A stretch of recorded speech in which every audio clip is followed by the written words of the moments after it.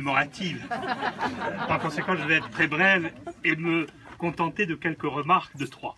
D'abord, le XVIIIe siècle est très contradictoire. Il est plein des restes de ces tortures barbares, dont on a évoqué tout à l'heure la sordide réalité, de cette violence d'État, de ces résistances, et en même temps de cet esprit de la lumière, qui aujourd'hui nous éclaire, je l'espère, à plus d'un titre, et également donc de ces mouvements dont nous devons commémorer l'histoire parce qu'ils nous touchent de très près.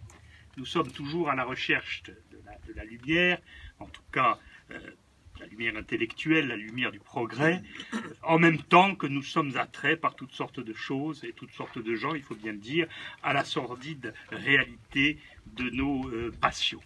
Alors au XVIIIe siècle, ça a été ce combat, ça a été également la présence des femmes. La Corse du XVIIIe siècle est illustrée par un certain nombre de femmes héroïques. Il y a d'ailleurs eu autrefois un petit livre, Femmes héroïques de la Corse. Et quand j'étais jeune, on me racontait l'histoire de ma lointaine aïeule, arrière-grand-mère, qui s'appelait Faustine de Mâtre, et qui avait, paraît-il, je ne sais pas si c'est vrai, c'est sûrement vrai, puisqu'on me l'a raconté étant petit, et ce qu'on raconte aux enfants est toujours vrai. Je laisse les historiens dire la part de vérité, que lors d'un siège de Corté, les Génois auraient détenu son fils et l'aurait suspendu au rempart, et elle aurait dit « tirez quand même ». Bon, le fils a survécu, et d'ailleurs il est une part de ma génétique, par conséquent c'est heureux.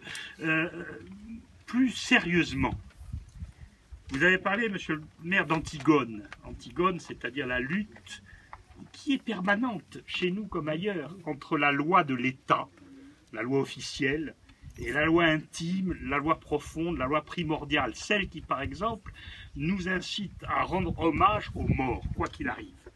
D'ailleurs, ce n'est pas qu'une question d'humanité, puisque les spécialistes du comportement animal ont trouvé cet hommage aux morts chez notamment les grands pachydermes de manière assez frappante et assez démonstrative. Donc c'est quelque chose qui est consubstantiel à la vie dès lors que l'intelligence a commencé même de manière très primitive à se développer.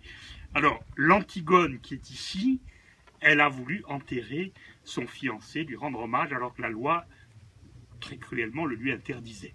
C'est un problème éternel. Par exemple, en Corse, on a l'habitude d'accueillir ceux qui fuient, ceux qui sont recherchés. On n'a pas le droit.